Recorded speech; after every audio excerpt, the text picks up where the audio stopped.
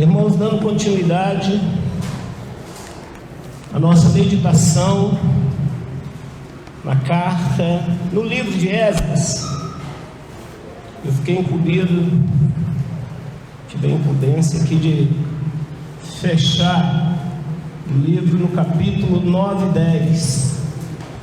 Então abra a sua Bíblia, deixa ela aberta, no capítulo 9 e 10 de Esdras.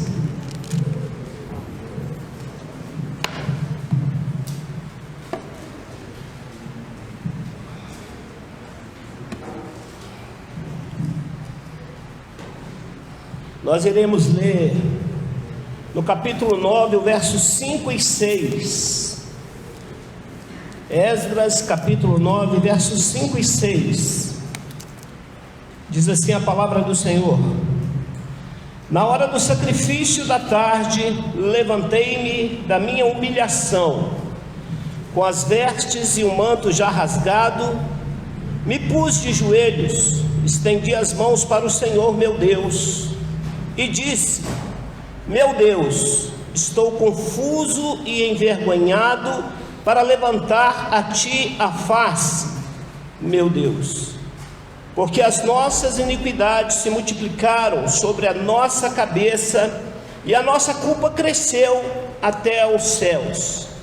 Agora vai comigo para o capítulo 10. Nós vamos ler o verso 1 e o 6. Diz assim o verso 1: Enquanto Esdras orava, fazia confissão, chorando, prostrado diante da casa de Deus, ajuntou-se a ele de Israel muito grande congregação de homens, de mulheres e de crianças, pois o povo chorava com grande choro. Verso 6: Esdras se retirou de diante da casa de Deus e entrou na câmara de Joanã, filho de Eliasibe, e lá não comeu, não bebeu água, porque pranteava por causa da transgressão dos que tinha voltado do exílio. Vamos orar?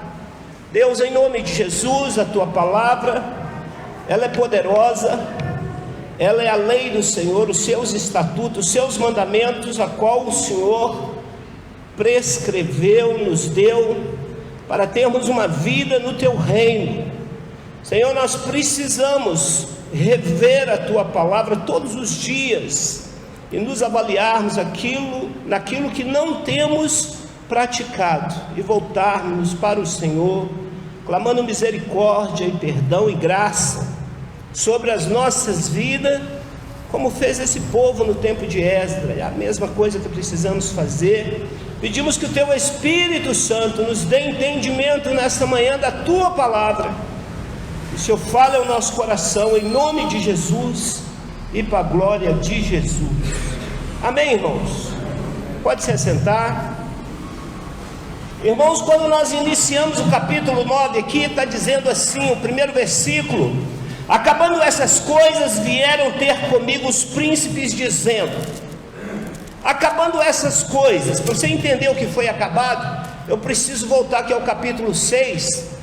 Volta as páginas aí comigo, que você vai ver o que foi acabado, né? Acabando essas coisas, você vê no capítulo 6, né, claramente, que Deus, através do rei Dario, dá ordem para a restauração do templo, do prédio, né?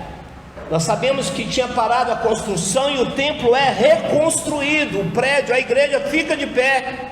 A gente vê também que o templo ficou completo no capítulo 6, a partir do verso 13, e nós vemos também que há uma dedicação do templo, uma consagração do templo, a partir do verso 16.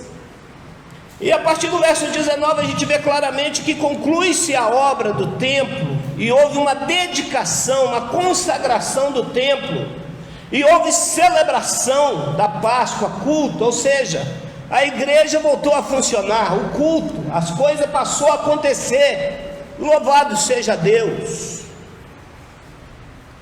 Mas no capítulo 7 você vê Deus querendo algo mais do seu povo. O povo já estava adorando, a igreja funcionando, o culto funcionando, caminhando. E Deus, através do rei Artaxerxes, dá ordem para que se restabeleça o culto, a adoração e o ensino da palavra no templo. E o sacerdote Esdras foi a pessoa levantada por Deus. Mas Esdras, como bom conhecedor da lei, da Bíblia, né, irmãos, sabia que para a expansão do reino de Deus, o seu povo ele teria que convocar todos os sacerdotes e os levitas que tinham sido levados cativos para a Babilônia. E Esdras assim o fez, chamou todo mundo. E Esdras sabia que só através da palavra, da Bíblia, que seria cultuado Deus da maneira correta, do jeito correto, da forma correta. Então, sabemos que o templo, o prédio, a igreja foi restaurada. E já acontecia as celebrações, os cultos. Agora era a hora da igreja crescer. Esdras orou, se preparou, né? Era a hora da igreja crescer, do povo de Deus se tornar aquilo para qual foi criado, referência para toda a nação e para todo mundo, nação santa, raça eleita, povo de exclusividade dele. E nós sabemos que Esdras se preparou, orou, tornando-se um mestre versado na lei de Deus, homem de oração. Todos reconheciam e sabiam que a boa mão do Senhor Deus era com ele. E Esdras tinha projeto, planejamento, líderes.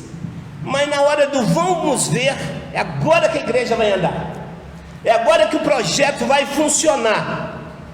A gente vê claramente que a coisa não andou, pois havia pecado.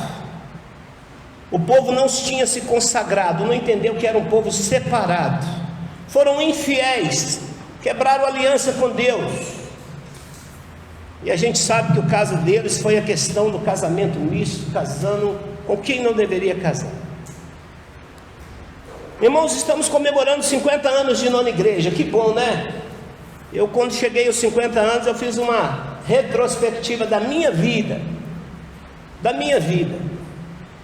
E como é bom a gente pensar como temos caminhado. Nesses 50 anos de nona igreja, como é bom a gente fazer uma retrospectiva até aqui. E podemos aí dizer, Ebenezer, até aqui o Senhor tem nos ajudado. Mas eu queria te convidar a fazer uma retrospectiva, não da nona igreja, que ela está muito bem, o prédio está de pé, está em dia, mas da sua vida como nona igreja, como pessoa, como sacerdote. A gente vê como naquele tempo, o problema não era o templo, que ele foi restaurado e ficou de pé, e a liturgia acontecia, os cultos. E nós sabemos que a restauração aqui era necessária no templo do Espírito Santo, que era a vida de cada um daquele povo, e não é diferente com nossos dias. Eu fazendo uma retrospectiva não da nona igreja, mas da minha vida. A igreja está completando 50 anos.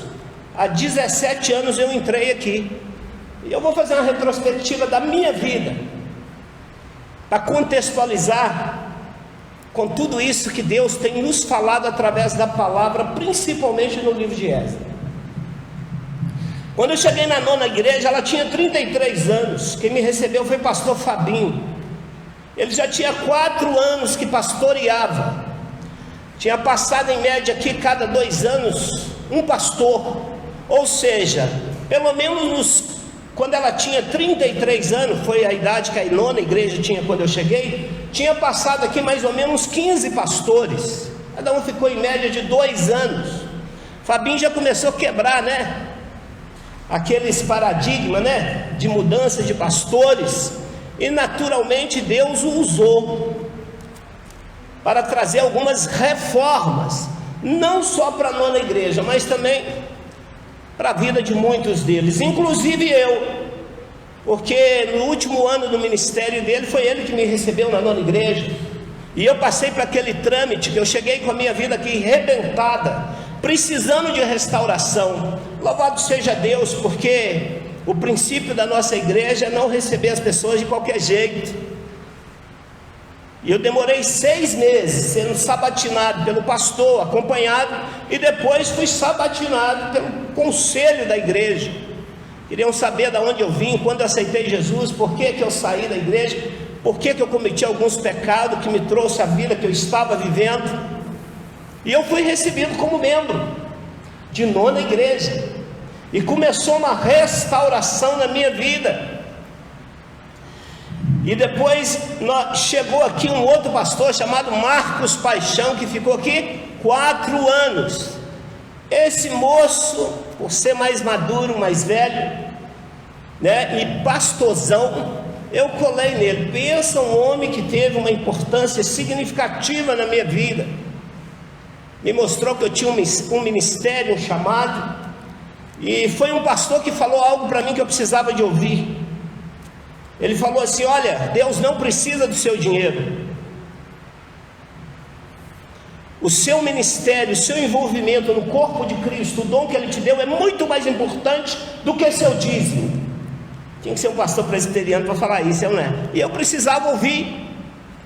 E é um moço que foi usado tremendamente na minha restauração, na minha vida pessoal e emocional. É o homem que me casou, pastor Marcos Paixão. Eterna gratidão.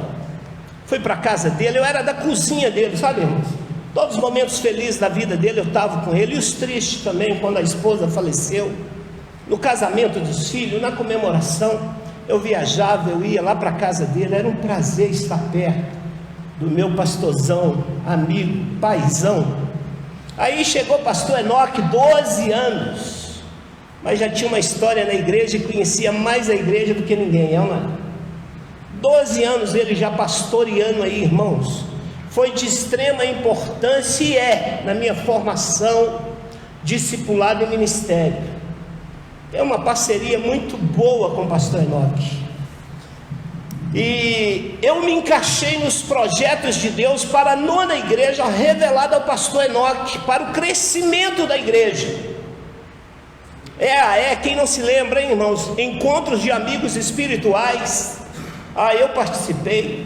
2 anos depois nós tínhamos uma igreja em célula. Hoje, uma igreja com PG, pequenos grupos. Encontro com Deus, que maravilha, irmãos. Aqui teve 12, em todos eles eu fui. Tinha tudo a ver comigo, porque eu sou evangelista. Pensa numa ferramenta estratégica boa para alcançar o perdido. Que maravilha, que projeto maravilhoso. Celebrando recuperação. O pastor trouxe esse projeto para a igreja. Aí eu confesso para vocês que eu errei, eu pequei. Sabe aquele negócio que você não negligencia, não valoriza aquilo que Deus está trazendo para a sua igreja através dos seus líderes? Mas não deixou de ser bênção na vida de muitos. Eu gosto muito de ouvir o testemunho do presbítero Afonso e do próprio pastor, que o Celebrando Recuperação trouxe transformação e mudança na vida deles. Que maravilha!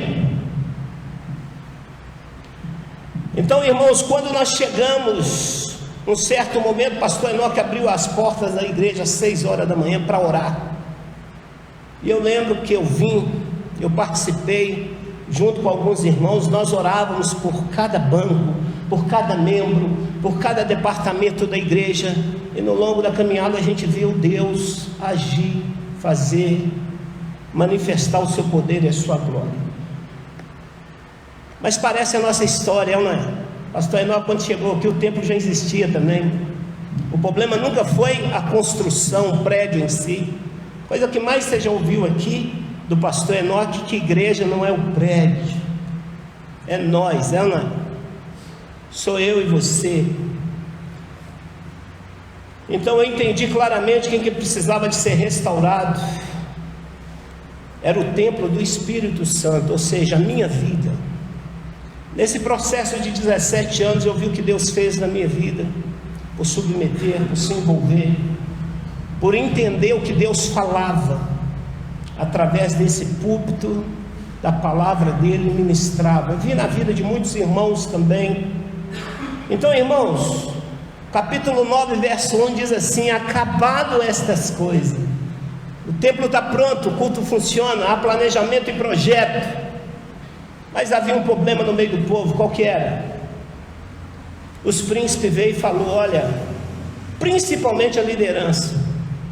Você vai lembrar que houve um seminário promovido pelo nosso presbitério chamado O Mundo Precisa de um Pai, é ou não é? Aquilo já era promovendo cura. Foi através daquele seminário que eu entendi que eu precisava procurar o pastor Enoque, por causa de Tiago capítulo 5, o verso 16, os crentes sabem de cor, né? Confessai vossos pecados uns aos outros, orai uns pelos outros para seres curados. Muito pode, por sua eficácia, a oração do justo. Mas o verso 15 e 14, ninguém lembra. Eu vou te lembrar. E não é sair para contando pecado para todo mundo. Tem pecado que precisa gente com autoridade espiritual sobre sua vida para resolver. E lá diz assim: está alguém alegre, cante louvores. Está alguém doente, faça oração. Está alguém enfermo, chama os presbíteros da igreja, e esse faça oração ungindo com óleo. E a oração da fé curará o enfermo. Se tiver caído, será levantado. E se tiver cometido pecado, seriam perdoados. Sabe por que eu sei isso de cor, irmão? Porque funcionou na minha vida. Eu criei como está escrito e fui lá e fiz. Eu tinha um problema na minha vida que hoje eu conto de púlpito, mas por 50 anos eu carreguei na minha alma uma enfermidade que me impedia até de andar com Deus. Sabe por quê? Não, porque eu fui abusado como criança. Eu não tive pai, então a carência de pai era muito grande. E o dia que eu confiei num cidadão para ser um pai, pensando que ele ia me dar amor, ele queria outra coisa. Isso me bloqueava no meu relacionamento com Deus. Por quê? Porque eu tinha dificuldade de acreditar que alguém pudesse me amar incondicionalmente, sem querer nada em troca. Você está entendendo ou não? Mas eu fui curado. Meu relacionamento com Deus lá vai melhorando. Com os meus filhos. Mas por quê? Porque eu coloquei em prática a palavra de Deus. Eu amei o livro que o Carlos deu para os presbíteros, George Whitefield. A Bíblia diz que interessante, que eu não conhecia a história dele, mas lá fala que George Whitefield acreditava no que lia, como tivesse escrito, e a coisa funcionava. Eu sou desse jeito, irmãos. Eu creio na Bíblia desse jeito, por isso que eu não esqueço algumas coisas. O que está escrito aqui eu entendo, como diz Romanos 15:4, que eu não esqueço e continuo pronunciando, não é? Tudo que outrora foi escrito para o nosso ensino foi escrito. Então, irmão, contextualiza com a nossa caminhada, que você vai entender mais claro. Porque todas essas ministrações bíblicas e o que o Senhor Deus quer de cada um de nós, contextualiza, faz uma retrospectiva da sua vida, da sua caminhada na nona igreja, vê quantas coisas Deus te falou. O que nos faltou foi prática, ouvir e obedecer. Perguntaram para aquele maior pastor da igreja da Coreia, com 1 milhão de membros, qual que é o segredo do crescimento da igreja do Senhor e do ministério, lá da Coreia? Ele falou assim: eu oro, Deus fala e eu obedeço. É simples, né, irmãos? Eu oro, Deus fala e eu obedeço. Volta comigo aí para Esdras, sua Bíblia está aberta, capítulo 9. Acabado essas coisas, você já sabe o que aconteceu. E a gente vai ver que no capítulo 9, aqui do 1 ao 4, o que os príncipes veio falar foi do pecado do povo, inclusive o deles. Eles quebraram a aliança, foram infiéis. Olha o que diz aí, ele fala bem claro assim: o povo de Israel e os sacerdotes e os levitas não se separaram dos povos de outras terras, e as suas abominações, foram infiéis, casaram com quem não deviam casar. O povo de Israel e os sacerdotes e os levitas não se separaram dos povos de outras terras, as suas abominações, não se santificaram, não entenderam que era nação santa, povo de exclusividade de Deus. É o mesmo para nós, 1 Pedro 2,9. E tomaram as filhas, casaram com quem não devia, principalmente, irmãos, os príncipes, os líderes foram infiéis, havia pecado na vida deles. Eu notei que esse pecado de infidelidade, pai, do povo casando com quem não devia, não era algo de exclusividade do povo na época de Esdras. Descobriu um rei também que fez a mesma coisa. Quem é ele? Ele quebrou o mandamento do princípio de Deus. Foi o mesmo pecado do povo de Esdras, rei Salomão. E foi o mesmo que construiu o primeiro templo para adoração. E eu creio que um dos pecados que Salomão cometeu também levou à destruição do mesmo, porque ele era o sacerdote, ele era a referência. 1 Reis capítulo 3, eu sei ele todo de cor, porque eu vejo que ali Salomão tinha 18 para 21 anos.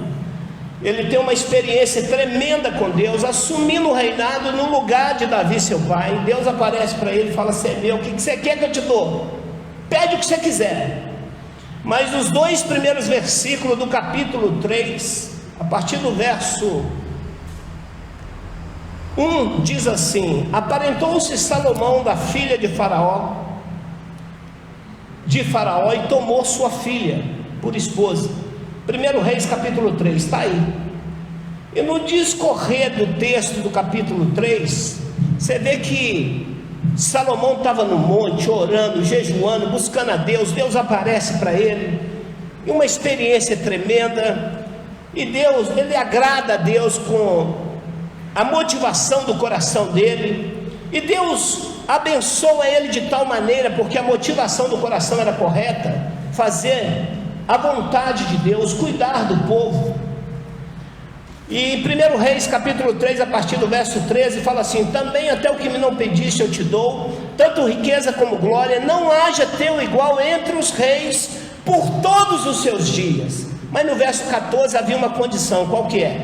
"Se andares nos meus mandamentos e guardares os meus estatutos, os meus mandamentos, como mandou Davi teu pai, prolongarei os teus dias." E o problema é que Salomão começou quebrando um dos mandamentos de Deus, que não era para casar com aquele povo que não era e não fazia parte da aliança. Meu irmão, eu notei que quando se trata da igreja, da sua igreja, do seu povo, da sua palavra, o Senhor vai ser fiel e vai fazer cumprir as suas promessas. Eu vi isso na vida de Salomão. Quando se tratar da igreja dele, do povo dele, da palavra dele, independe de quem está aqui, ele vai cumprir o que está escrito na igreja, no meio daqueles que é fiéis. E não foi diferente. Mas isso não te isenta, nem a mim nem a você, cada um de nossas responsabilidades de buscar a sua lei, praticar, obedecer e ser fiel. Não isenta. 1 Coríntios capítulo 4, ele diz assim: "Assim pois importa que os homens nos considerem como ministros de Cristo, dispenseiros dos mistérios de Deus." Ora, além disso, o que se requer dos dispenseiros é que cada um deles seja encontrado fiel. O problema daquele povo foi infidelidade. Começaram a ter outros deuses no coração, a adorar outros deuses, ídolos. Um dos propósitos de Deus para Salomão era a construção do templo. E dentro do propósito de Deus nós somos muito abençoados. Ficamos bem na fita, porque somos usados para que se cumpra o seu propósito. Irmão, quando você não perde o foco, você está ali fazendo a obra de Deus, Deus vai até te abençoar em muitas áreas da sua vida, porque está se cumprindo Mateus 6,33, buscar em primeiro lugar o reino de Deus e a sua justiça, e todas as coisas vos serão acrescentadas. E Deus abençoou tremendamente a vida de Salomão. Eu descobri que quando Salomão construía o templo, não perdia o foco, simultaneamente ele construía seus castelos, suas fazendas, suas riquezas. Ele não perdeu o foco. Em 2 Crônicas capítulo 6, Neste capítulo vamos ver a motivação correta de Salomão apresentando o povo diante de Deus. O templo fica pronto, irmãos, que maravilha! E Salomão, como rei, chega no púlpito, que ele tinha um trono de bronze lá, né? Um púlpito de bronze. Ele se ajoelha diante de Deus com a motivação correta. Qual que é? Interceder pelo povo. Ele entendeu o papel dele como sacerdote, interceder diante de Deus para o povo. E a palavra de Deus diz que lá em Crônicas 6:24, a fala de Salomão: quando o teu povo de Israel, por ter pecado contra ti, for ferido diante do inimigo e se converter e confessar o teu nome e orar e suplicar diante de ti nesta casa, Salomão fala assim: perdoa eles, tem misericórdia da vida deles. Irmãos, Deus não aguenta esse negócio. A gente interceder para aquilo que é importante para Ele, o perdido, a alma, a igreja. E vemos no capítulo 7 Deus respondendo com a sua glória. Irmão, depois que Salomão parou de orar, terminou a oração, consagrou o povo, intercedeu pelo povo, pelo estrangeiro, pelo mundo, por todo mundo, Deus não deu conta. A palavra de Deus fala que a nuvem, aonde Deus habitava, ia para cima do tabernáculo, não é? Nesse dia, na inauguração do tabernáculo, olha o que aconteceu. Vou ler para você, depois se você quiser a referência eu te dou. Lá em Crônica, tendo Salomão, capítulo 7, tendo Salomão acabado de orar, desceu o fogo do céu e consumiu o holocausto, o sacrifício, e a glória do Senhor encheu a casa. Os sacerdotes não podiam entrar na casa do Senhor, porque a glória do Senhor tinha enchido a casa do Senhor.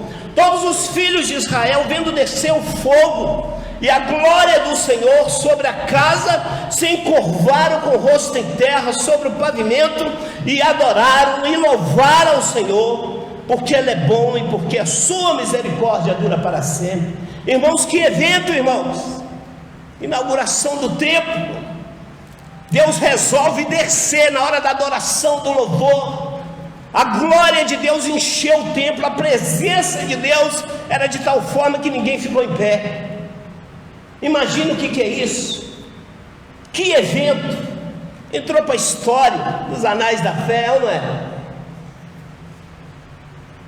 E Salomão ficou bem na fita ou não, irmãos? Que isso? Salomão é um cara que foi como diz aqui, né, o artista principal aqui do filme, não é? O protagonista, não é não? Ele ficou bem na fita ou não, irmãos? Ficou. Mas eu aprendi uma coisa e tirei uma frase do pecado de Salomão. Ele tinha 18 para 21 anos. Tinha se passado 20 anos aqui, ó. Então nós vamos fazer uma continha fácil. Ele já tinha quanto? 41. 20 anos se passaram. O tempo, Deus visitou o povo. E eu tirei uma frase daquele 1 Reis capítulo 3: princípios de Deus que você está quebrando hoje, que não tem consequência imediata, sabe? Como não teve na vida de Salomão quando ele tinha 18 para 21 anos. Deus não falou que ele estava errado, casando com a filha do capeta. Não falou isso, não falou? De maneira alguma. Falou não. Princípios de Deus que nós estamos quebrando hoje vai comprometer o nosso futuro amanhã. Você vai conseguir ver isso depois dos 50, vocês novinhos, né? Eu consigo ver na minha vida algumas coisas que foram quebradas, que tem consequência. A Bíblia diz que Deus perdoa o pecado, mas não inocenta o culpado. Você plantou alface? É muita alface? Você quer plantar um bocado de batatinha, outras coisas? Deus vai te dar semente, mas você vai ter que comer alface um longo tempo, até as batatinhas nascerem, não é? Você plantou só alface, não é assim? Quando ficamos velhos, a conta vem. 1 Reis capítulo 11 começa da seguinte forma. Aí Salomão já tinha 61 anos, porque passou mais 20. Ele tinha casado com uma mulher? Não, ele casou com 700. Ainda arrumou mais 300 amantes, 1000 mulheres. Fica imaginando que só Jesus na calça, não. Mas o capítulo 11 de Hebreus começa assim, de 1 Reis, capítulo 11 começa assim: além da filha de Faraó, amou Salomão mulheres das quais disse o Senhor. Era a ordem, era a lei: não casei com ela, não dei vossos filhos, porque ela perverteria o coração. A essa Salomão se apegou por amor e começou a fazer altar aos deuses dela. Então a gente sabe, irmãos, que os princípios quebrados hoje não têm consequência imediata, mas vai comprometer o nosso futuro. No verso 5 aí ao 15, a gente vê a oração de Esdras, o justo, do capítulo 9. A oração do justo, Esdras intercedendo pelo povo. Meu irmão, nós nos tornamos justos quando buscamos a sua justiça. A justiça de quem? De Deus. E o que Esdras estava buscando? Interceder pelo povo que tinha pecado. Não existe oração mais justa do que orar por aquilo que é a vontade de Deus, ou seja, a restauração do seu povo. Lembro das nossas orações por cada membro aqui às 6 horas da manhã neste lugar. Eu, pastor Enoque, alguns irmãos. E a gente viu, de certa forma, a igreja crescer, muitos irmãos assumir responsabilidade. Graças a Deus temos muitos líderes hoje na casa do Senhor, não é? A igreja pronta para caminhar. E no capítulo 10, do verso 1 ao 4, a gente vê claramente, depois de apresentar o povo diante de Deus com jejum e oração, Esdras começa a exortar os líderes à santidade. Diz assim: enquanto Esdras orava, fazia confissão, chorando, prostrando diante da casa de Deus, ajuntou-se ele de Israel muito grande congregação, de homens e de mulheres e de crianças, pois o povo chorava com grande choro. Então Secanias, filho de Jeiel, um dos filhos de Elão, tomou a palavra e disse a Esdras: nós temos transgredidos contra o nosso Deus, casado com mulheres estrangeiras dos povos de outras terras. No tocante a isto ainda há esperança para Israel. Eles tinham sido infiel, mas a graça de Deus estava sobre aquele lugar, e Esdras fala sobre isso, por causa do jejum, da oração. E eles falam: ainda há esperança para Israel, ainda há esperança para nossas vidas, irmãos, para vivermos aquilo que ainda não vivemos, para fazer uma nova história a partir dos 50 anos de nona igreja. Você crê nisso? Qual o legado que você quer deixar na nona igreja? Qual é a história sua que vai poder se falar? Nos 50 anos, tem muitas pessoas que passaram por nona igreja e deixaram histórias maravilhosas. E aí? Você tem feito história, você tem deixado um legado, você ainda pode deixar, ainda há tempo para isso. Do verso 5 a 17, nós vemos a resposta do povo ao arrependimento, irmãos. Do capítulo 10, a gente vê claramente aqui o povo reconhecendo, né? Então Esdras se levantou, ajuramentou os principais sacerdotes, os levitas e todos Israel, de que fariam segundo esta palavra, e eles juraram. Ou seja, o povo reconheceu o seu pecado, e o povo se comprometeu de novo a renovar a sua aliança com Deus. Interessante que no verso 6, e nós sabemos, irmãos, que o pecado deste povo foi o casamento, a aliança com outros povos, quebraram o mandamento do Senhor, foram adúlteros, infiéis, se misturaram, adoraram a outros deuses, não se separaram, sendo assim, não cumpriram o propósito a qual Deus os tinha para eles de ser. Qual que era? Êxodo 19:5, quando Deus fala para o povo: agora, pois, diligentemente se ouvirdes a voz e guardardes as minha aliança, então sereis minha propriedade peculiar dentre os povos, porque toda a terra é minha. Vós sereis reinos de sacerdote e nação santa. São estas palavras que falará aos filhos de Israel. Esse era o propósito de Deus para o seu povo, para mim e para você. Na nova aliança, irmãos, se repete em 1 Pedro 2,9: vós, porém, sois raça eleita, sacerdócio real, nação santa, povo de propriedade exclusiva de Deus, a fim de proclamar as virtudes daquele que vos chamou das trevas para a sua maravilhosa luz. Esse é o propósito de Deus, que nunca mudou para o seu povo, e se estende a nós com grande privilégio, na nova aliança, de termos Deus habitando em nós, para nos dar poder, autoridade, unção. E isso ficou bem claro em Mateus 26, 28, porque isto é o meu sangue, o sangue da nova aliança, derramado em favor de muitos para a remissão de pecados. Na nova aliança, o sangue de Jesus é que nos purifica de todo pecado e nos dá autoridade e unção para obedecermos o ide do Senhor na proclamação do Evangelho. Hebreus 8:10 fala: porque esta é a aliança que firmarei com a casa de Israel depois daqueles dias, diz o Senhor, na sua mente imprimirei as minhas leis, também sobre o seu coração as escreverei, e serei o seu Deus e eles serão o meu povo.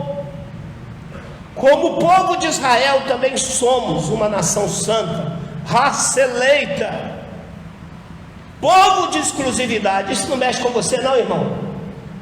Você tem convicção que você é esse sacerdote real que Deus te comissionou? É o sangue de Jesus da nova aliança, descrito em Apocalipse capítulo 5 verso 10, ou 10, 5, né? Que ele foi digno de abrir o livro, o selo, porque ele foi morto, e com seu sangue comprou para Deus de toda raça, tribo, língua e nação, e nos constituiu reinos de sacerdotes. Foi o sangue de Jesus que fez isso. Fazemos parte dessa aliança como aquele povo que não cumpriu as leis do Senhor e foi levado cativo para a Babilônia. Irmãos, eu quero dar uma notícia para você, viu? Seja bem-vindo à Babilônia. Você está em Babilônia ainda, sabia disso ou não? Sabia não? Deixa eu ver para você. Este mundo, esse século a qual vivemos, 1 João 5,19 fala assim: sabemos que somos de Deus, separados, e o que o mundo inteiro jaz no maligno. Você não é desse reino, irmão, você é forasteiro, amém? 1 João 2,15 diz assim: esse é o nosso problema das nossas infidelidades. Não ameis o mundo nem as coisas que há no mundo. Se alguém amar o mundo, o amor do Pai não está nele. Nós somos seduzidos igual Salomão. Onde a gente chega, se nos faz bem, a gente apaixona, não é? Se nos faz bem, a gente quer ficar ali. A gente tem essa tendência igual Salomão, irmão. Salomão, onde chegava, apaixonava, ele doidava, não é? Você acha que é diferente de nós? Tem gente que se apaixona pela casa. Eu tenho que me vigiar, porque eu tenho umas coisinhas. Teve uma época que eu apaixonei pelo carro antigo. Criei um altar lá em casa que eu estou doido para botar fogo nele. Mas tem que ser com coerência, não é? Hoje não me rouba mais tempo. Mas quase que Deus me consumiu no carro que era meu sonho. Está lá em casa, estou consertando ele, está batido. Mas Deus tem ciúme da gente, não é? Cada um tem sua paixão, né? Eu descobri que tem neto, tem filho, tem casa, tem profissão. A gente vai criando os ídolos dos nossos corações, assim, né? Tudo aquilo que toma mais tempo na sua vida, que tem mais prioridade do que é Deus no seu coração, isso é um ídolo. Ponha isso na sua cabeça. Ponha isso aí. Tudo aquilo que toma tempo, que se torna prioridade para você, sabe? Eu gosto de espantar as mulheres, porque as mulheres chegam perto da minha esposa e eu falo com ela assim: pergunta para ela quem é mais importante. Se sou eu ou se é a Helena e o Enzo. Ela vai falar com você que sou eu. E a gente cria os filhos para o mundo, não é? Eles vão casar e vão embora, igual a gente fez com o papai e mamãe, não é? E se a gente não construir um relacionamento, depois não tem motivo para ficar junto, não é assim? E se não fosse o casamento, eu e a Melry, a gente não tinha Enzo e Helena. As mulheres espantam: como assim o seu marido? Porque no final vai dar eu e ele. Os meninos vão embora, vai viver a vida deles. Deus é tremendo, vem trabalhando isso no longo da humanidade, esse relacionamento. E Deus tem ciúme de mim e você. A gente precisa entender, irmãos, eu só lembro de Bíblia, Tiago capítulo 4. Da onde procedem as lutas e as guerras que há entre vós, senão dos prazeres que militam na vossa carne. Irmãos, prazer é aqueles lixos: a picanha, o churrasco, o sítio, a praia, sabe? Os netinhos, filhinha, né? Ele vira e fala assim: pedis não recebeis porque pedis mal, para esbanjarem os vossos deleites e prazer. Se eu te dar um sítio, uma casa na praia, você não vai mais ter tempo para mim, não é assim? Infiéis, olha a palavra aí, a mesma de Esdras, que Deus está ministrando. Não sabeis que a amizade com o mundo é inimiga de Deus? Aquele, pois, que quer se tornar amigo do mundo, de Babilônia, constitui-se inimigo de Deus. Ou você acha, o ciúme de Deus, ou você acha que em vão afirma as Escrituras que é com ciúme que Ele fez habitar o Espírito que há em vós? Deus tem ciúme de mim e você, irmãos. Então você está em Babilônia. Mas a quem você serve? A quem você dedica o seu tempo? A quem você tem idolatrado? Sabemos que somos de Deus e não do mundo. Para ser livres, abençoados em plena Babilônia, neste mundo, neste século, precisamos da boa mão do Senhor sobre nós. Essa foi a diferença de Esdras. Foi muito falado aqui semana passada. Irmãos, quando eu voltei para o texto, eu vi que por 6 vezes também foi falado no PG, que apareceu essa expressão, que a boa mão do Senhor era sobre Esdras 6 vezes. Mas deixa eu te mostrar uma coisa que talvez você não viu. E só que na hora que a gente jejua e ora que Deus abre o entendimento para a gente ver, viu? Olha aqui, por 2 vezes a mão do Senhor aparece sobre ele. Ou seja, ele destacou e o povo reconhecia que Deus era na vida dele. Esdras 7:6. Ele era escriba versado na lei de Moisés, dada pelo Senhor Deus de Israel, e segundo a boa mão do Senhor seu Deus, que estava sobre ele, e o rei lhe concedeu tudo que lhe pedira. O rei falou: esse cara é de Deus, eu tenho que investir. A autoridade que está sobre a vida desse cara é maior do que a que está sobre a minha. E Deus, através de Artaxerxes, fala assim: é o seu cara.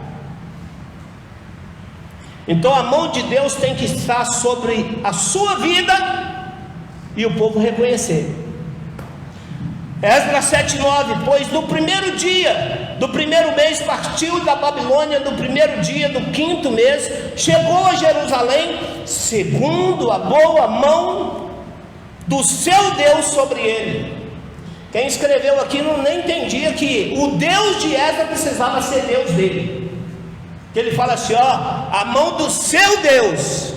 O cara deveria ter falado assim: a mão do meu Deus também era sobre ele, não é? Que precisa ser sobre mim. E na terceira vez que a mão do Senhor está sobre Esdras, aí que eu fiquei maravilhado. Verso 7, 28 diz, capítulo 7, verso 28 diz assim: e que estendeu para mim a sua misericórdia perante o rei e seus conselheiros e todos os seus príncipes poderosos. Assim me animei segundo a boa mão do Senhor meu Deus sobre mim, e ajuntei de Israel alguns chefes para subirem comigo. Irmão, chega uma hora que você precisa ter convicção que a mão de Deus é sobre a sua vida, para você fazer a obra que Deus te comissionou para fazer. É daqui que vem convicção para o Esdras. O desafio é muito, mas eu vou juntar esse povo, porque foi exatamente para esse momento que Deus me levantou, me levou a estudar, me tornei mestre, versado na lei. Chega uma hora que você precisa ter convicção que a mão de Deus é sobre sua vida. E a terceira vez, irmãos, e da quarta para lá, a gente vê claramente que a convicção de que a mão de Deus era sobre Esdras para cumprir o propósito de Deus, o leva agora a ministrar sobre o povo. Esdras 8,18 fala assim: trouxeram no segundo a boa mão de Deus sobre nós, um homem sábio dos filhos de Mali, filho de Levi, filho de Israel, a saber, Serebias, com seus filhos e irmãos, total de 18 pessoas. Nas últimas vezes já era para cumprir o propósito de proclamar o quanto Deus é bom para com aqueles que o buscam, e de trazer justiça e juízo sobre aqueles que o abandonam. Aí ele já começa a proclamar para o povo, para as nações, todo mundo, porque a boa mão do Senhor sobre o povo mudaria a vida deles. Esdras 8,22, porque tive vergonha de perder ao rei, exército e cavaleiro, para nos defenderem do inimigo no caminho, porquanto já lhe havíamos dito, a boa mão do nosso... Aí começa a pregar, irmãos, a boa mão do nosso Deus é sobre todos os que o buscam, para o bem deles, mas a sua força, a sua ira, contra todos os que o abandonam. Ele já começou a tratar do povo, né? Gente, não dá para andar de qualquer jeito, porque a infidelidade suas, o pecado vai trazer consequência sobre a vida de vocês, porque Deus é justo, Ele é misericordioso em amor, mas Ele também é fogo consumidor, é ou não? A gente precisa entender isso, irmão. Davi fala isso no Salmo 32, que eu sei de cor, não é mesmo? Enquanto calei e envelheceram os meus ossos pelos meus constantes gemidos, a tua mão pesava dia e noite sobre mim por sequidão de estio. Então disse: confessarei a ti os meus pecados, e as minhas iniquidades não mais ocultarei. Irmãos, a gente tem que parar de esconder pecado. Nós ouvimos essas ministrações aqui, a capinha de Acã, coisas consagradas, pecadinho de estimação. Eu quero dizer para você, líder, que a infidelidade sua hoje, você precisa ter atenção que ela quase passa despercebida. Deixa eu dar um exemplo para você, para ver se você entende melhor. A igreja me separou para o presbiterado. Pesa sobre mim hoje, mais do que nunca, não só por causa de 1 Pedro 2,9, que eu sou sacerdote, mas a responsabilidade de fazer igual Esdras fez, buscar a lei do Senhor, praticar ela para ensinar para o povo. Se eu não fizer isso, se eu não tiver tempo para ler a Bíblia, colocar em prática, e tiver tempo para ensinar, pelo meu chamado e a minha vocação, eu vou estar em pecado, irmãos. Eu vou estar sendo infiel para com Deus naquilo que Ele me chamou e comissionou a fazer. Vocês estão entendendo ou não?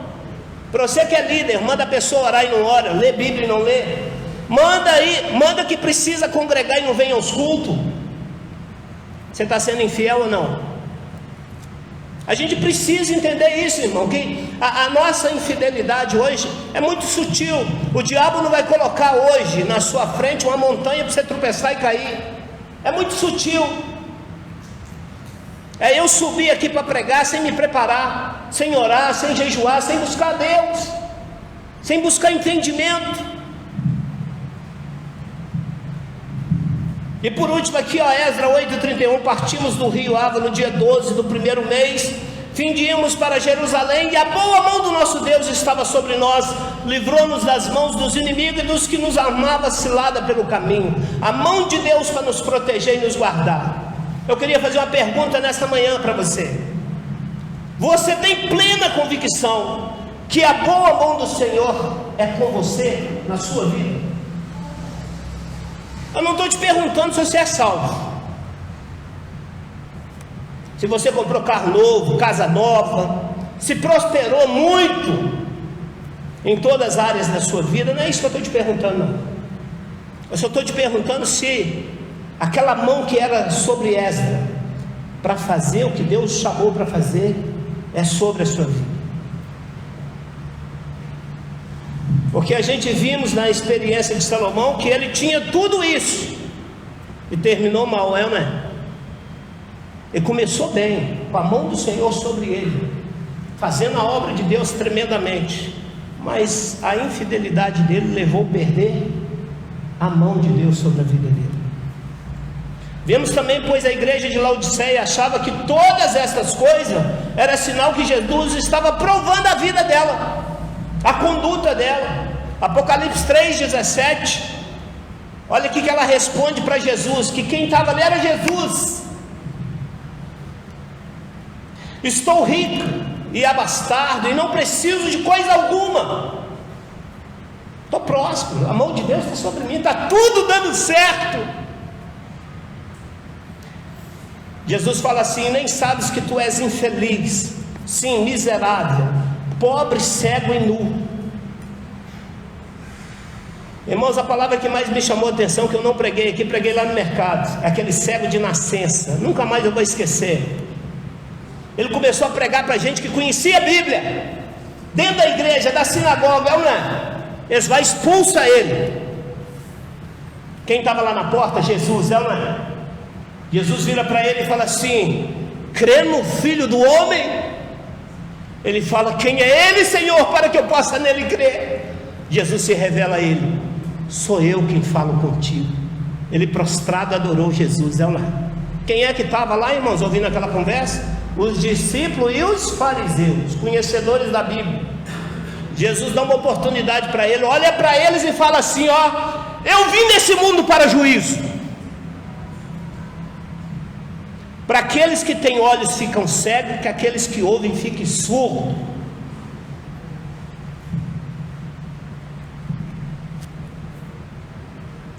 Aí os conhecedores da Bíblia viram para Jesus e falam assim: você está dizendo também que a gente é cego? A mesma palavra que a de Laodiceia. Ele fala assim: sabe qual que é o problema de vocês? Que vocês acham que estão vendo. Se vocês fossem cegos, assumissem o pecado, talvez teria misericórdia e graça. Mas porque vocês acham que vem, persiste o vosso pecado.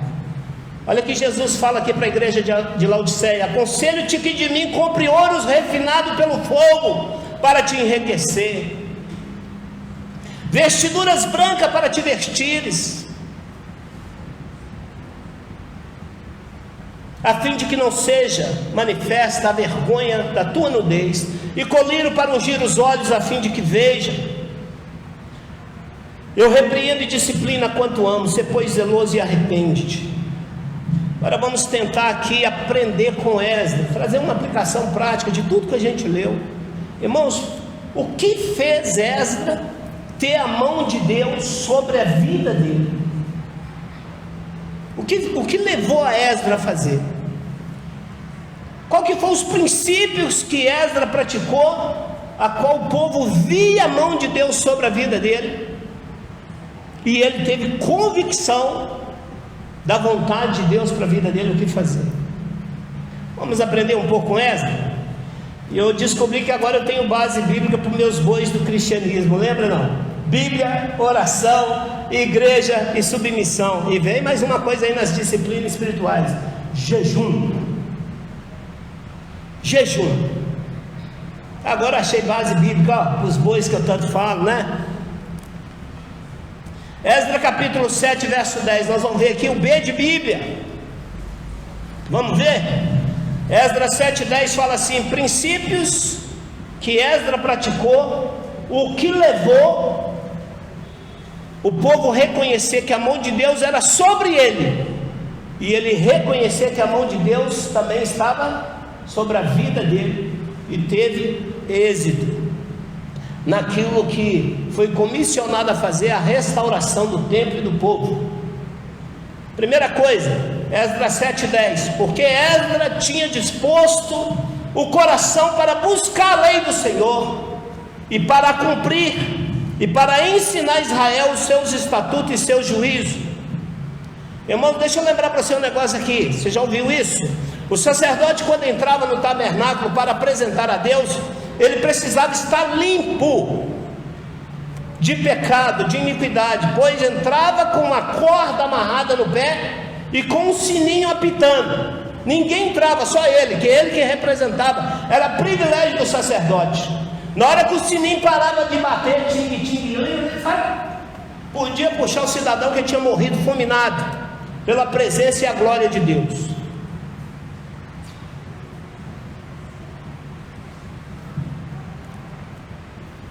Olha o que Esdras 9:8 está dizendo aí, irmãos.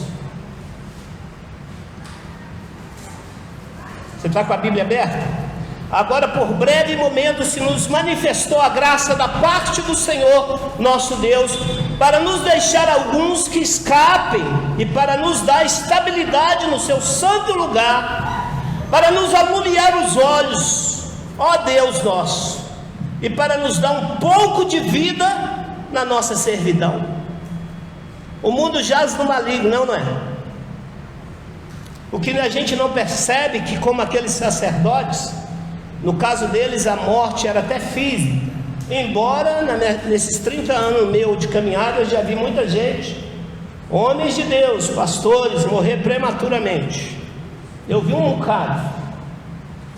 Mas essa morte aqui, essa falta de vida, é o que acontece conosco, que nós não percebemos e nem assumimos. O que faltou, e que Deus levanta Esdras, depois do templo restaurado, e o culto estava acontecendo, e o povo festejando, adorando e louvando, era gente com vida no meio daquele povo. Por isso que Deus levanta Esdras. É por isso que Deus levanta Esdras. Mas para estarmos vivos, nós precisamos confessar as nossas mortes, não é? A gente precisa reconhecer que não há unção, não há autoridade, não há poder. Nós precisamos buscar a lei do Senhor como Esdras. Graças a Deus, se você é de nona igreja, você lê Bíblia, não é? Todo ano você é desafiado a ler Bíblia. Mas não basta ler, a gente tem que fazer o que Esdras fez primeiro, é o quê? Cumprir, praticar. Porque é colocando em prática, é obedecendo a palavra. A prática da palavra que nos dá autoridade, que gera a vida de Deus em nós pelo Espírito Santo. Só assim poderemos ensinar como Esdras ensinou, pelo exemplo de suas práticas, usando os meios de graça do nosso Senhor, as disciplinas espirituais, né, irmãos? O boi, Bíblia, oração, igreja e submissão. Oração, irmãos. B de Bíblia, você já viu que Bíblia precisa de buscar, de praticar para depois ensinar, não é assim? É o que Esdras fazia. Agora a oração, Esdras 10:1 diz aí: enquanto Esdras orava, fazia confissão, chorando, prostrando diante da casa de Deus, ajuntou-se a ele de Israel muito grande congregação de homens e de mulheres e crianças, pois o povo chorava com grande choro. Esdras pregava pelo exemplo, pela vida. O povo o seguia, o acompanhava, porque via que a pregação dele era coerente com a vida dele.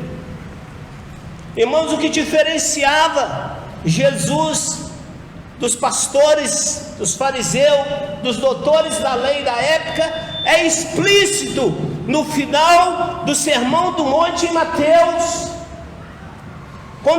Quando encerra o Sermão do Monte, o povo falando que todos se maravilhavam da doutrina a qual ele pregava, que era diferente dos fariseus, porque ele falava como quem tinha autoridade.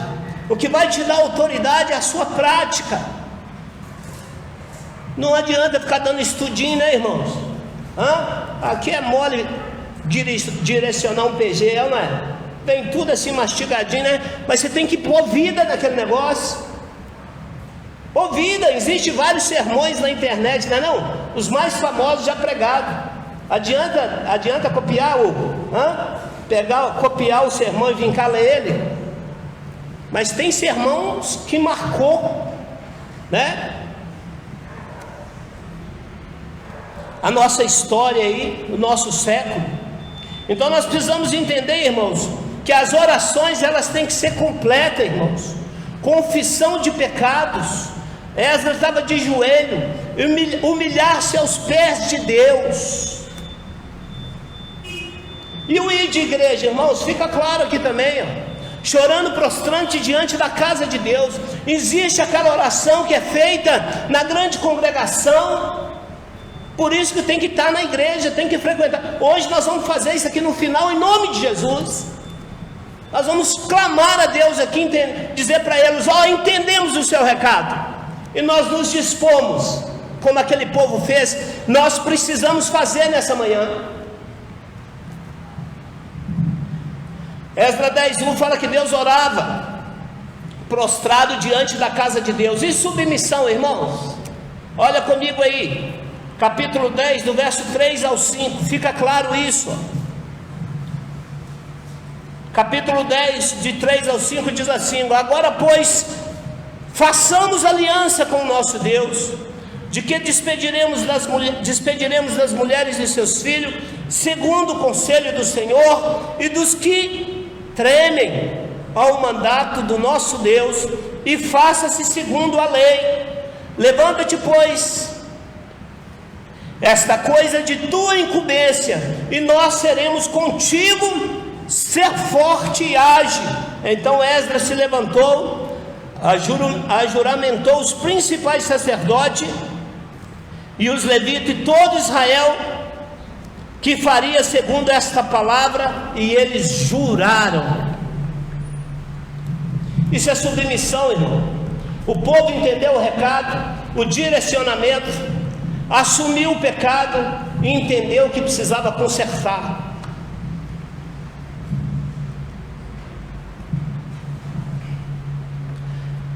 E jejum, irmãos, isso fica óbvio. Precisa a gente observar esse meio de graça, para que nós tenhamos autoridade, unção, e a mão de Deus seja sobre a nossa vida. Essa talvez seja uma das disciplinas espirituais mais negligenciadas pelo povo de Deus. E ao longo das escrituras nós vemos que os patriarcas jejuaram, irmãos. Os reis jejuaram, profetas, sacerdotes, Daniel, Esdras. O povo no Novo Testamento também jejuaram, irmãos. Jesus jejuou, seus discípulos jejuaram. Moisés jejuou 40 dias ao receber as tábuas da lei. Jesus jejuou 40 dias antes de começar seu ministério. E o próprio Jesus nos ensinou a orar e jejuar, irmãos. Mateus capítulo 6, verso 6 diz assim: tu, porém, quando orares, entra no teu quarto, fecha a porta, orarás ao teu pai que está em secreto, e teu pai que te vê em secreto te recompensará. Verso 17 e 18 do capítulo 6. Tu, porém, quando jejuares, unge a cabeça, lava o rosto, com o fim de não aparecer aos homens que jejuas, e sim ao teu pai em secreto, e teu pai que te vê em secreto te recompensará. Jesus deixou bem claro aqui, é um mandamento, é a ordem.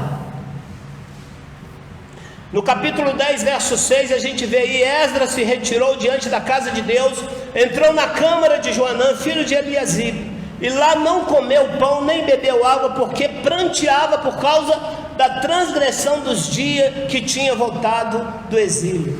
Vocês ouviram semana passada que o conselho, os presbíteros, seus pastores, assumiram a responsabilidade de jejuar pela vida de cada um de vocês. Você é membro de nona igreja? Nós do conselho estamos te apresentando diante de Deus, em jejum e oração, porque vimos isso aqui em Esdras.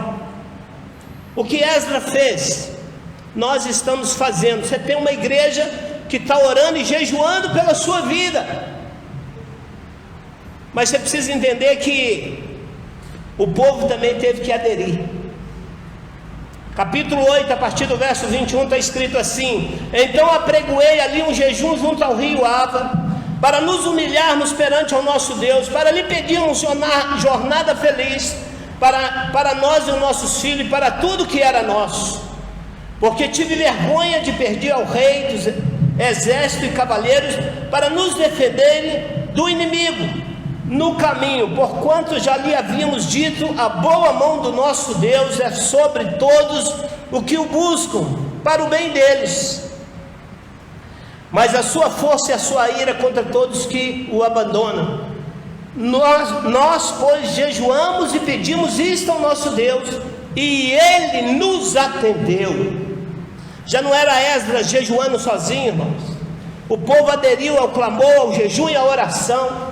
E eu achei fantástico o verso 23, que diz assim: nós, pois, jejuamos e pedimos isto ao nosso Deus, e Ele nos atendeu. Irmãos, precisamos perseverar na oração e no jejum, até o Senhor nos atender.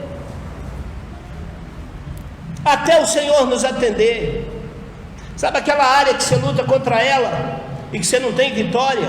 Jesus já deixou bem claro que certas castas de demônios só saem com jejum e oração. Não teve libertação não, irmão? Vai para o pó, vai matar a sua carne, vai jejuar, vai orar, vai buscar o Senhor. O jejum, irmão, não muda Deus, ele muda nós, amém? Ele não muda Deus, Deus não vai deixar de ser mais Deus ou mais Deus, mas o jejum trata com a sua alma, com a sua carne, ele te torna mais sensível, ele traz fome de Deus para a sua vida. Eu comecei a buscar essa disciplina para a minha vida, nas últimas 2 semanas, meu Deus, eu passei a ver Bíblia. Você passa a ter prazer em ler a Bíblia. Eu li Oséias todo, umas 4 vezes. Li o livro de Daniel, que eu vi que ele era contemporâneo, não é? A história de Salomão me deu prazer, irmão. Eu não via vontade de parar. A Bíblia deixou de ser um peso, cumprir tabela. Por quê? Porque me deu fome de Deus. Jejum traz libertação de vícios, irmãos. Por isso que precisamos lutar, orar, jejuar, adultério, pornografia, perversão, porque há mortificação da carne, e nós precisamos fazer isso, porque Paulo deixava bem claro, mano, ensinava que o sacrifício do jejum livra-nos de até fazer aliança com o mundo. Hebreus capítulo 12, 1 diz assim: rogo-vos, pois, pela misericórdia de Deus, que apresentei vosso corpo por sacrifício vivo, santo e agradável a Deus, que é vosso culto racional. Consagrar, santificar-se, é uma forma de você cultuar a Deus. E ele vai falar no verso 2: não vos conformeis com este século, não vos conformei com a Babilônia, não vos conformeis com esse mundo. E ele diz claramente assim, transformai-vos pela renovação da vossa mente, para que experimentei qual seja boa, agradável e perfeita a vontade de Deus. Eu entendi, irmão, que eu preciso da mão do Senhor sobre a minha vida. Eu preciso da mão do Senhor sobre mim, está em mim. Por que eu preciso disso, irmão? Pois, como diz Romanos 15:4, pois tudo que outrora foi escrito, para o meu ensino foi escrito, a fim de que pela paciência e pela consolação das Escrituras, eu tenha esperança, pela perseverança nas disciplinas espirituais, eu vou perceber.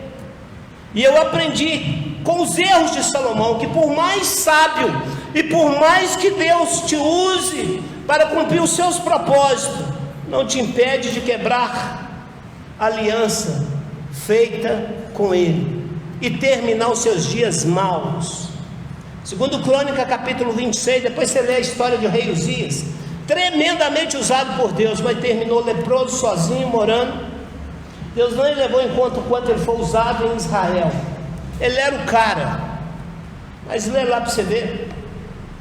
Segunda coisa, o livro de Oséias também trata da mesma situação, a infidelidade do sacerdote e do povo.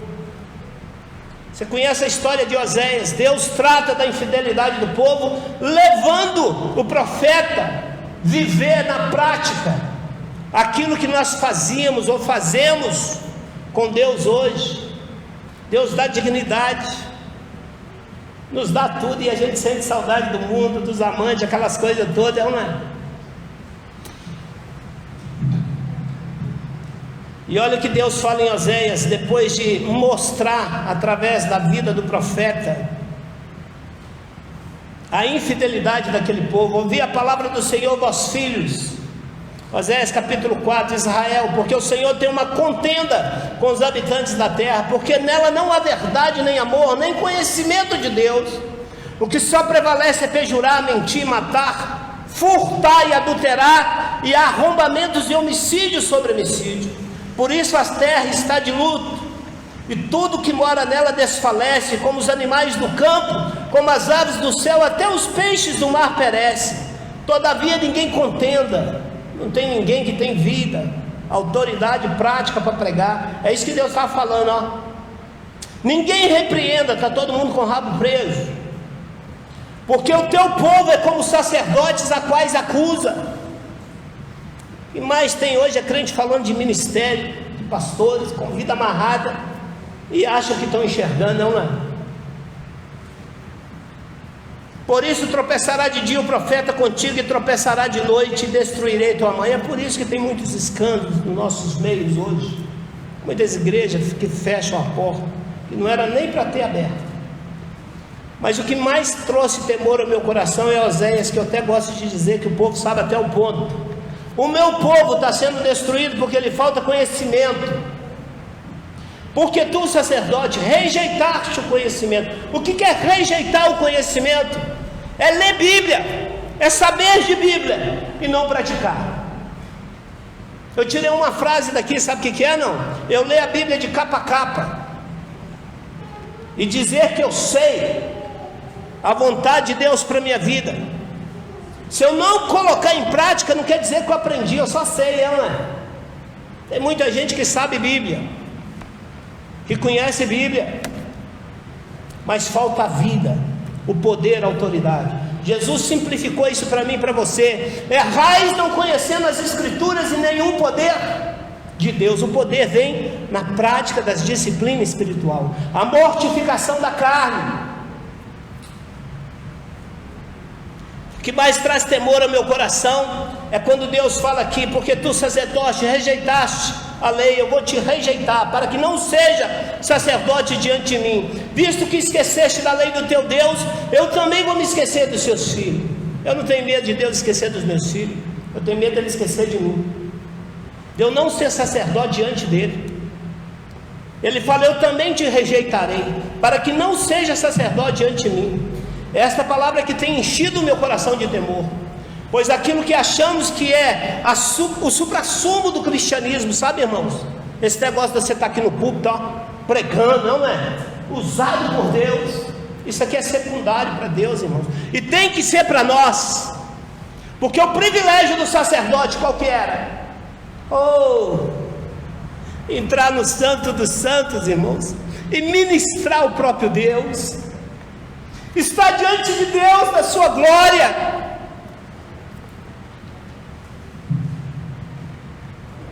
Esse era o privilégio, este ainda é o privilégio, ministrar o próprio Deus. E ele fala assim, ó, Deus falou comigo há muito tempo, você pode até ministrar no culto do mercado, na igreja, ter cargo de presbítero, ministrar nos PG, só não vai ministrar a mim. Eu vi isso dentro da Bíblia, eu vou mostrar para você, viu? Abra sua Bíblia aí em Ezequiel capítulo 44. Deixa eu mostrar esse negócio para você. Eu lendo agora final de semana, me deu mais temor no coração. Falei, meu pai, eu vou te mostrar que Deus cumpre isso aqui que falou, ó. Ezequiel capítulo 44, a partir do verso 10. Acompanha comigo aí para você ver que Deus pode rejeitar você. Você pode ministrar o povo, fazer a obra de Deus, mas não ter privilégio com o próprio Deus, e perder o maior privilégio que você tem, que é de ter comunhão com Ele no santo dos santos, no secreto, porque o véu foi rasgado de cima a baixo. Olha o que diz aqui, ó, Ezequiel capítulo 44, a partir do verso 10. Os levitas, porém, que se apartaram de mim quando Israel andava errado, que andava desviados de mim, para irem atrás dos seus ídolos. Bem, levarão sobre si a sua iniquidade, contudo, eles servirão no meu santuário como guardas nas portas do templo e ministros dele. Eles imolarão o holocausto e o sacrifício para o povo, estarão perante este para lhe servir, porque lhe ministraram diante dos seus ídolos e serviram a casa de Israel de tropeço e de maldade. Por isso, levantando a mão, jurei a respeito deles, diz o Senhor Deus, que eles levarão sobre si a sua iniquidade, não se chegarão a mim para me servirem no sacerdócio, nem se chegarão a nenhuma de todas as minhas coisas sagradas, que são santíssimas, mas levarão sobre si a sua vergonha e as suas abominações que cometeram.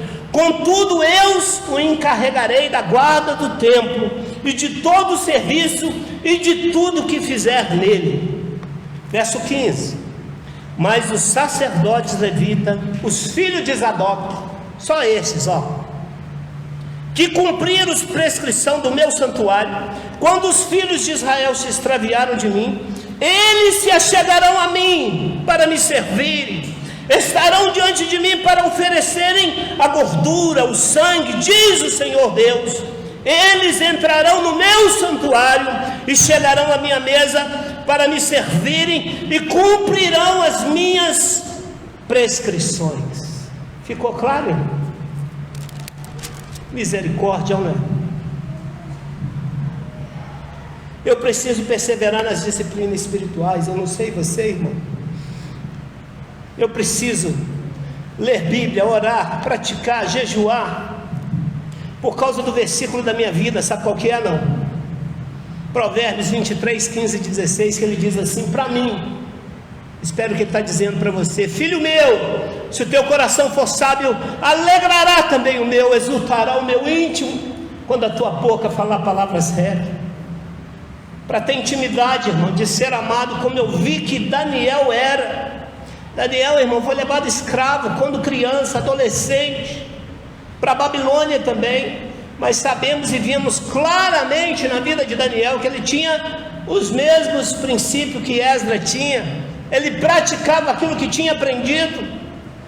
Daniel 1,8 diz assim: resolveu Daniel firmemente não contaminar-se com as finas iguarias do rei, nem com o vinho que ele bebia, e não pediu ao chefe do eunuco que lhe permitisse não contaminar-se. Resolveu Daniel firmemente não contaminar-se com o mundo.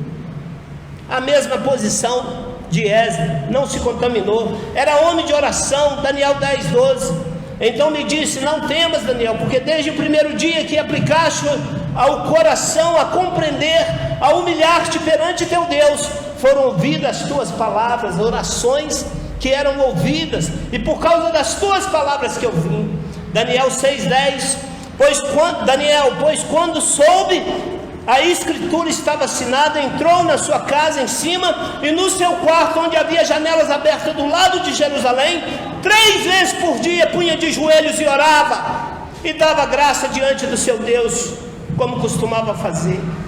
Daniel jejuava, irmão. Daniel 10:2. Naqueles dias eu, Daniel, pranteei durante 3 semanas, mas já desejava, eu não comi carne nem vinho, entraram na minha boca, nem me ungi com óleo algum, até que passaram 3 semanas inteiras, 21 dias de jejum e oração. Mas o que mais me chamou a atenção foi a expressão que eu encontrei por 3 vezes no livro de Daniel. Por isso que eu preciso dessa disciplina espiritual. Daniel 9:23 fala: no princípio das tuas súplicas saiu a ordem e eu vim para te declarar, porque és muito amado. Considera, pois, essas coisas e entende a visão. Imagina, irmão, um anjo chegou e falou assim: rapaz, a sua fama lá no céu é que ele te ama. Imagina isso, irmãos. Daniel 10:11, ele me disse: Daniel, homem muito amado, está atento às palavras que eu vou dizer, levanta-te sobre os pés, porque eis que sou enviado para falar. Enviado. Ao falar ele comigo essas palavras, eu me pus em pé tremendo. Agora o que mais me chamou a atenção, Daniel 10:19, Já não era um anjo, viu, irmãos? Aqui era Jesus, viu? Olha que trem fantástico. Não temas, homem muito amado, paz seja contigo. Sê forte, sê forte. Ao falar ele comigo, fiquei fortalecido e disse: fala, meu Senhor, pois me fortaleceste. Ei, maravilha, hein? É isso que eu quero. Meus irmãos, somos sacerdotes da ação santa, povo de exclusividade dele. Meu irmão, o véu foi rasgado pelo sangue de Jesus. Na nova aliança nós temos livre acesso ao Santo dos Santos. Sabe onde é o Santo dos Santos nos dias de hoje? Para mim e para você, Jesus deixou isso bem claro. Mateus 6,6: tu porém, quando orares, entra no teu quarto, fecha a porta. Meu irmão, se você precisa estar na igreja para arrepiar, ver um fundinho musical, né, para você sentir a presença de Deus, está na hora de você questionar seu cristianismo, porque é no secreto, no Santo dos Santos, na hora que você está lá sozinho, que não tem fundinho musical, não é? Que você fechou a porta. E a gente sabe que o que nos impede de ter a mão de Deus sobre nós é o pecado. É o pecado. Isaías 59, 1 e 2: não está encurtada a mão do Senhor que não lhe possa abençoar, nem tapado os seus ouvidos que não lhe possa ouvir, mas as vossas iniquidades faz separação de vós e o vosso Deus. Eu queria orar por você. Eu creio nessa palavra que Deus trouxe para a igreja, para a minha vida, para a sua vida. E nós vamos fazer o que está escrito aqui na palavra, do verso 5 ao 17. Houve uma resposta do povo ao arrependimento. Não adianta, irmãos, você ouvir tudo que você ouviu e não entender que Deus falou para você. Você está aqui, irmão, você ouviu? A palavra de Deus fala bem claro, do capítulo 5 ao 17, que houve claramente uma resposta do povo. Do verso 5 a 17, o povo se prontificou, o povo reconheceu. Deus levanta no meio desse povo aqui, esse moço chamado Secanias, filho de Jeiel, um dos filhos de Elão, que tomou a palavra e disse a Esdras: nós temos transgredido contra o Senhor, temos sido infiéis para com o Senhor. Gostaria que você ficasse de pé. Nós vamos clamar o Senhor aqui, que nós vamos fazer a mesma coisa que aquele povo fez no tempo de Esdras. Mas eu queria que você tivesse fecha seus olhos. Fecha seus olhos. Deus está falando com você, você entendeu? Eu queria que você saísse do seu lugar e viesse aqui para o corredor. Uma atitude diante de Deus que você entendeu, que você precisa se arrepender, que como aquele povo, nós cometemos infidelidades muito sutil para com o Senhor. Como aquele povo, nos falta vida, a qual Esdras tinha autoridade e poder. Eu creio naquilo que Deus está fazendo na nossa vida e no nosso meio. Eu queria que você saísse do seu lugar como uma resposta para Deus. Fala com Deus assim: Deus, eu entendi, e eu vou renovar minha aliança nessa manhã com o Senhor. Eu vou praticar esses bois, eu vou ler Bíblia, mas eu também vou orar. Eu vou ser fiel, Pai, à tua igreja, porque ficou claro para mim. Nós vamos fazer aquilo que Esdras fez na grande congregação, no templo. A gente está no templo, a grande congregação está reunida aqui. Então é hora desse clamor diante de Deus. Irmãos, que você não seja igual aquela turma do verso 15 que se opôs. No entanto, Jonathan, filho de Azael, e Gesias, filho de Tiquivá, se opuseram a estas coisas, e Messulão e Sabetai e os levitas apoiaram. Havia até liderança da igreja daquela época que apoiou. Falou: eu acho que não é bem assim. Saia do seu lugar, irmãos. Venha para aqui, venha para o corredor. Mantenha a distância sim, mas saia do seu lugar e vamos clamar a Deus. Fala com Deus que você quer renovar a sua aliança com Ele nesta manhã. que você quer trazer essas disciplinas sobre a sua vida, as disciplinas espirituais, você precisa de orar. Nessa oração você precisa jejuar, você precisa lutar com as armas certas, você precisa entender que para que a vida de Deus se manifeste na sua vida pelo Espírito Santo, é preciso nós confessarmos as nossas mortes. Precisamos assumir diante de Deus que nos falta vida, autoridade, unção do Espírito Santo. Fala com Deus nessa hora, renove a sua aliança nesta manhã para com Deus. Fala com Ele que você quer a vida dele em você, que você quer a convicção que a boa mão do Senhor é sobre a sua vida. Abre a sua boca agora, ore ao Senhor, que eu vou orar também, mas ore ao Senhor. Deus está aqui diante do teu povo.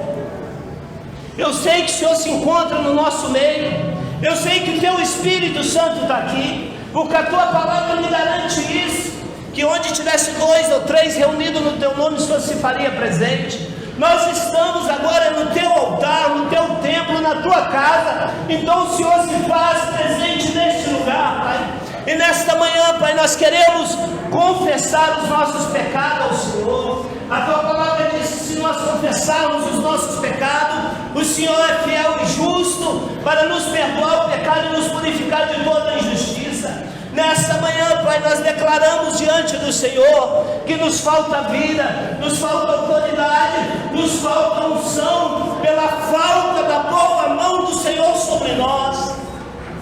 Nós queremos reconhecer o nosso pecado diante de Ti, nós queremos deixar de ser infiéis ao Senhor, na falta da leitura da Tua palavra, de ter comprometimento com o Teu corpo, com a Tua igreja. Nos ajuda, Pai, em nome de Jesus, a buscar o Senhor, a buscar a Tua lei, a colocar em prática a Tua lei, para poder ensinarmos com graça e autoridade e unção do Senhor. Pai, é o Teu povo, ele está aí diante do Senhor, o Teu povo está diante do Teu altar, o Senhor está aqui.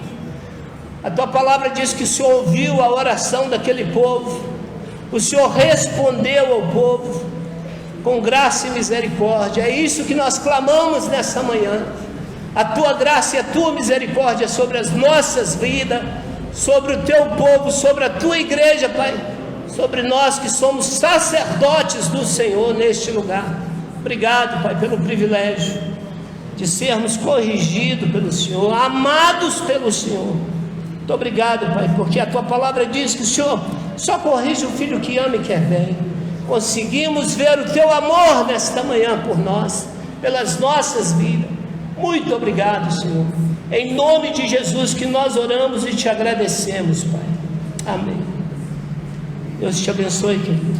Coloque em prática as disciplinas espirituais. Amém.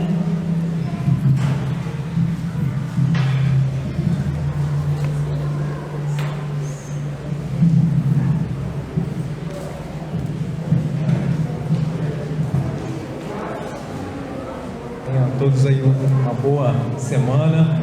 Deus continue nos abençoando.